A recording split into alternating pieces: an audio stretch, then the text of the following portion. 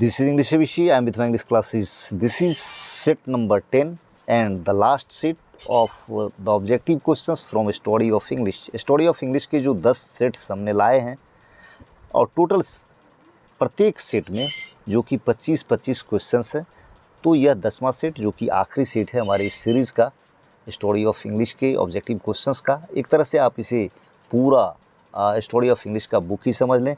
आप इसे बार बार देखें, निश्चित रूप से आपका कोई भी क्वेश्चन स्टोरी ऑफ इंग्लिश से मिस नहीं होगा। हम एग्ज़ाम के बाद तो आएंगे ही आएंगे और फिर दिखाएंगे कि कौन कौन सा क्वेश्चन इसमें से एग्जैक्टली मैच किया। और साथ ही ख़ास विशेषता ये है कि सारी एक तरह की चीज़ें हमने एक साथ दिया है, तो शायद आपको बढ़िया से याद भी हो जाए। तो चलिए, इस सेट का जो पहला क्वेश्चन है, जो हमारा आखिरी सेट है स्टोरी ऑफ इंग्लिश का 10वां सेट, और प्रत्येक सेट में जो 25-25 क्वेश्चन हैं, तो ये सेट नंबर 10वां जो कि 226 से स्टार्ट होता है और 251 के आसपास जाकर शायद ख़त्म होता है। Question number 126, novel is like option A singing songs, option B reciting poem, option C telling story, option D living life. तो किसकी तरह है? सिंगिंग मतलब गीत की तरह है, गीत गाने की तरह है, कविता पाठ की तरह है, कहानी कहने की तरह है, जीवन जीने की तरह है। Option C is the correct answer, telling story. Novel is like telling story. Next question, question number 227, which is the first Indian novel in English. English में जो है वो पहला नॉवेल इंडिया का कौन सा है? इंडियन इंग्लिश का पहला नॉवेल कौन सा है? Option A untouchable, option B coolie, option C the guide, option D Rajmohan's wife, और option D is the correct answer, Rajmohan's wife. यह इंडियन इंग्लिश का पहला नॉवेल है। इम्पोर्टेंट पॉइंट आप याद रखें, फर्स्ट, द मोस्ट, ये सब चीज़ जो है सबसे महत्वपूर्ण, सबसे पहला, ये सब चीज़ तो वैसे भी काफ़ी इम्पोर्टेंट है, आप याद रखें। तो पहला नॉवेल जो है इंडियन इंग्लिश का वो कौन सा है? Rajmohan's wife. Next question, question number 228, whose work is the novel Rajmohan's wife. जो नॉवेल राजमोहन वाइफ है वो किसकी रचना है? तो ये तो आप अंदाज़ा भी कर सकते हैं, अगला क्वेश्चन यही आएगा। Option A Rabindranath Tagore, option B Bankim Chandra Chatterjee, option C Jawaharlal Nehru, option D Sarojini Naidu. Correct answer कौन सा है? Option B Bankim Chandra Chatterjee. और एक चीज़ और याद रख लें कि सबसे पहली बात कि पहला नॉवेल है इंडियन इंग्लिश का राजमोहन्स वाइफ, और साथ ही किसके द्वारा लिखा गया है? बंकिम चंद्र चटर्जी के द्वारा, जो हमारे वंदे मातरम के भी रचयिता हैं, नेशनल सॉन्ग के। और एक चीज़ और रखें कि इस ईस्वी भी लिख दिया है, ईयर भी लिख दिया है आपके बुक में, 1864 में ये रचना आई थी। Next question, question number 229, untouchable is written by. Untouchable किसके द्वारा लिखा गया? Option A Mulk Raja Anand, option B Raja Rao, option C R K Narayan, option D none of this. और जो करेक्ट आंसर है वो है मुल्क राज आनंद। अनटचेबल किसके द्वारा लिखा गया? मुल्क राज आनंद के द्वारा लिखा गया। Next question, question number 230, coolie is written by. Coolie किसके द्वारा लिखा गया? Option A Mulk Raj Anand, option B Raja Rao, option C R K Narayan, option D none of this. Correct answer क्या है यहाँ भी? ऑप्शन ए मुल्क राज आनंद के द्वारा कूली भी लिखा गया। Next question, question number 231, two leaves and a bird is written by. Option A Mulk Raj Anand, option B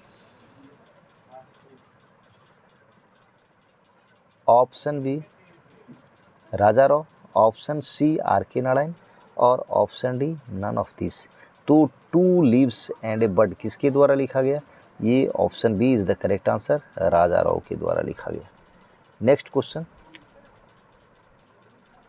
question number 232, the guide is written bye. Guide किसके द्वारा लिखा गया? Option A Raja Rao, option B Manmohan Ghosh, option C R K Narayan, option D Shashi Tharoor. ये सारे के सारे novel हैं जो भी अभी हम लोग पढ़ रहे हैं। तो ये द गाइड किसकी रचना है? R K Narayan. Next question, question number 233 233। Kanthapura is written by, Kanthapura किसके द्वारा लिखा गया है? Option A Mahatma Gandhi, option B Raja Rao, option C Vikram Seth, option D Amitav Ghosh. तो कंठापुरा किसकी रचना है? ऑप्शन बी राजा राव की। नेक्स्ट क्वेश्चन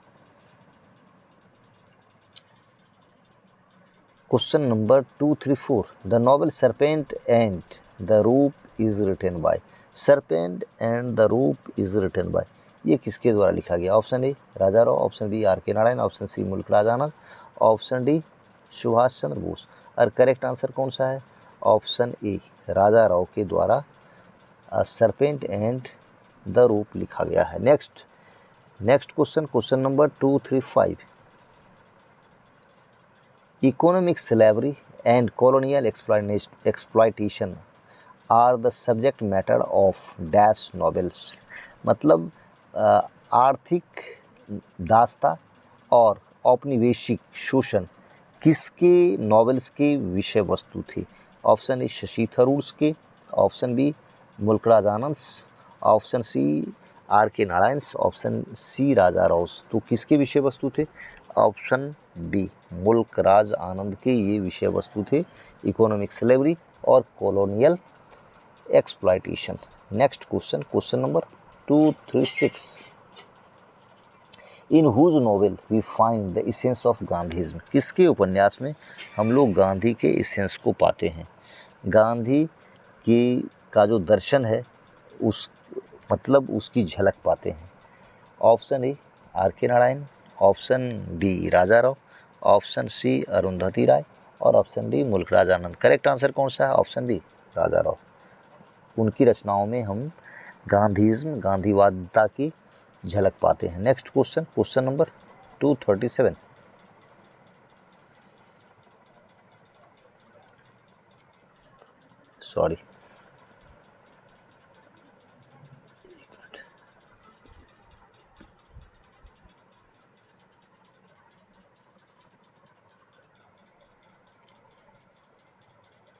तो ये तो हमने कर लिया था 136। In whose novel we find the essence of Gandhism, तो करेक्ट आंसर कौन सा है? Option B Raja Rao. Next question number 237।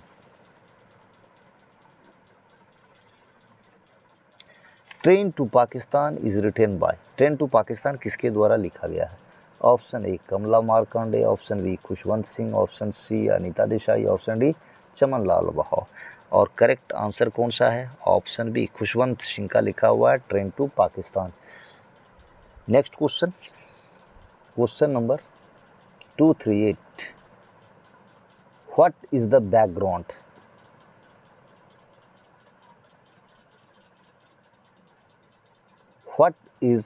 what is the background of the novel Twice Born Twice Dead? और Twice Born और Twice Dead का बैकग्राउंड क्या था, मतलब वो किस विषय पर लिखा गया था? Option A the partition of India, option B the unity of India, option B Satyagraha, option D Sarvodaya. और करेक्ट आंसर कौन सा है? The partition of India. Bharat और पाकिस्तान भारत का जो बंटवारा हुआ था तो उसी को आधार बनाकर लगभग 20 उपन्यास लिखे गए और उनमें एक ट्वाइस बोर्न ट्वाइस डेड भी था।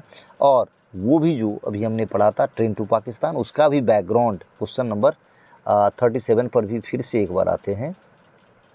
ट्रेन टू पाकिस्तान जो कि किसके द्वारा लिखा गया? खुशवंत सिंह के द्वारा लिखा गया। इसका भी बैकग्राउंड क्या था? वो इंडिया का पार्टीशन, भारत का जो बंटवारा हुआ था। और क्वेश्चन नंबर 238 में हमने क्या पूछा है? ट्वाइस बोर्न ट्वाइस डेड, ये इसका बैकग्राउंड क्या है कि 2 बार जन्म लिए और 2 बार मरे। आप समझ सकते हैं संदर्भ से कि भारत पाकिस्तान के बंटवारे के बाद जो बाउंड्री खींची गई, जो बॉर्डर खींचा गया, उसके बाद फिर कौन कहाँ कितने लोग दरबदर हुए थे, तो इसीलिए यहाँ लिखा गया है ट्वाइस बोर्न ट्वाइस डेड। क्या शानदार हेडिंग है। और इसका बैकग्राउंड क्या है? The partition of India, Bharat बंटवारा, भारत विभाजन जिसे कहते हैं। Next question question number 239, who wrote twice born twice dead? किसने लिखा है ट्वाइस बोर्न ट्वाइस डेड को? K S. Duggal, Nayantara Sahgal, Kamala Das, Arun Joshi. Correct answer कौन सा है? के.एस. दुग्गल। के.एस. दुग्गल की रचना है twice born twice dead. Next question, question number 240,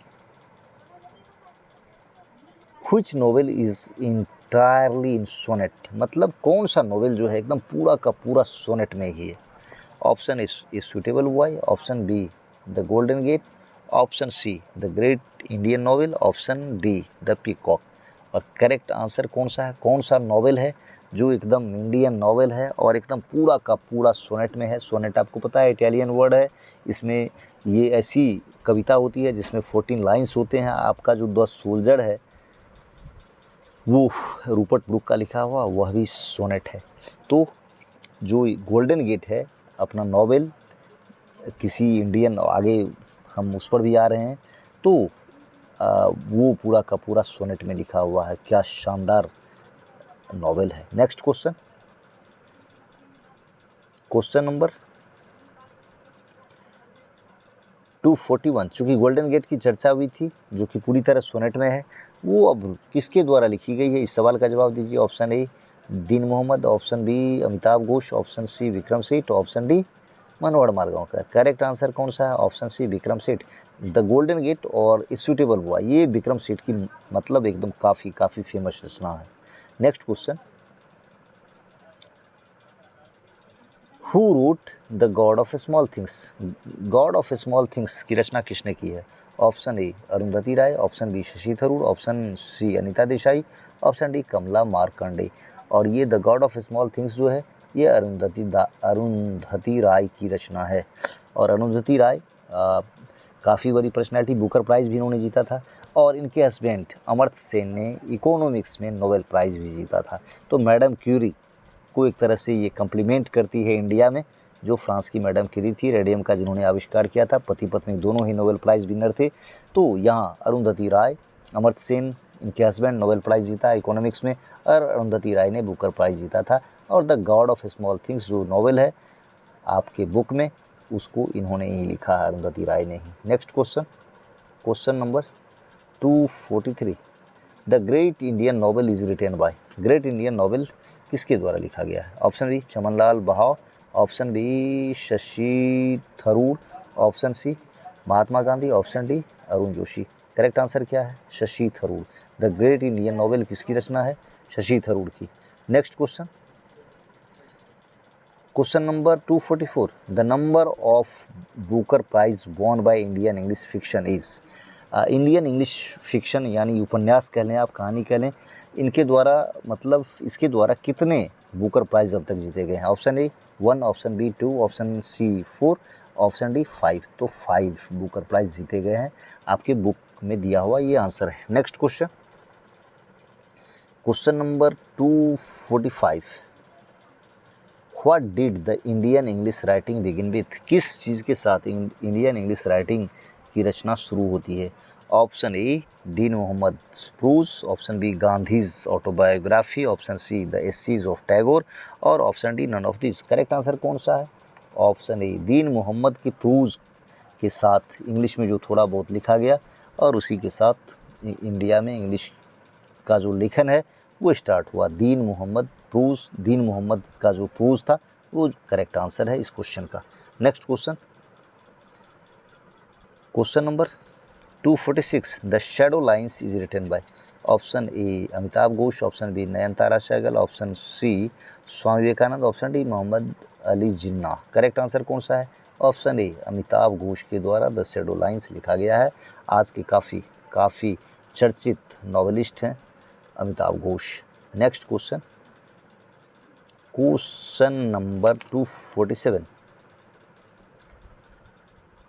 the old man and the sea is written by? Old man and the sea किसकी रचना है? Option A George Bunyan, option B Thomas Dylan, option C Ernest Hemingway, और option D Chinua Achebe. और correct answer है Ernest Hemingway. Option C is the correct answer. Ernest Hemingway ने लिखा है यह novel the old man and the C. Next question, question number 248, whose work is option A, whose work is the edible woman। edible woman किसकी रचना है? Option A Margaret Atwood, option B G B. Shaw, option C T S. Eliot, option D Richard Wright. Correct answer कौन सा है? Option A Margaret Atwood की रचना है edible women. Next question, question number 249,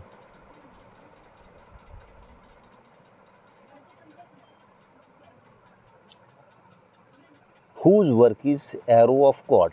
option A Chinua Achebe, option B Herman Melville, option C Henry James, option D Toni Morrison. किसकी रचना है arrow of God? और जो करेक्ट आंसर है arrow of God के रचनाकार कौन है? Option A Chinua Achebe. Chinua Achebe arrow of God के रचनाकार है। Next question, question number 250, sorry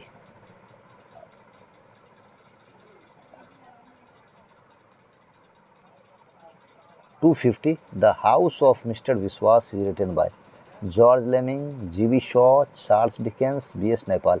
मतलब द हाउस ऑफ मिस्टर विश्वास किसके द्वारा लिखा गया है? करेक्ट आंसर कौन सा है?